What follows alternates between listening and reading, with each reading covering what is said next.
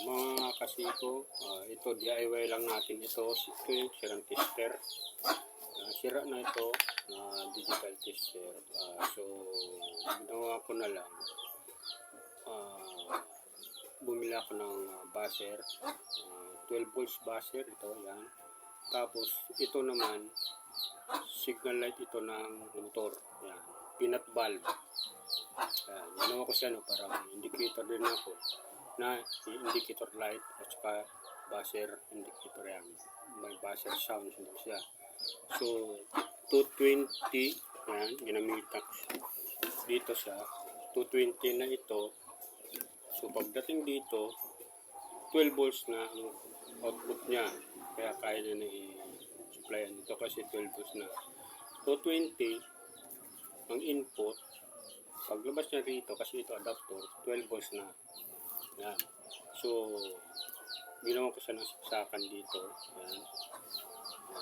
Yan, libunot lang siya. Pwede ko rin siyang lagyan nito na papunta sa motor. Wala brown out. Kung brown out, bunutin lang. Sasaksak mo rin yung ganitong para adapter para naman papunta sa 12 volts ng battery. Direct sa battery mismo. Tapos ito na yung pan-test. Halimbawa ito, saksak natin. Kunwari sa 12 volts tayo. Saksak natin, galing supply itong battery. Saksak natin. Tapos ito na yung magiging natin, continuity test. Yan, continuity test. Yan. Okay. Comment down below kung gusto niyo po matuto kung paano gumawa ng buzzer sound test, na continuity test, buzzer sound continuity test with peanut bulb na 12 volts. Okay po.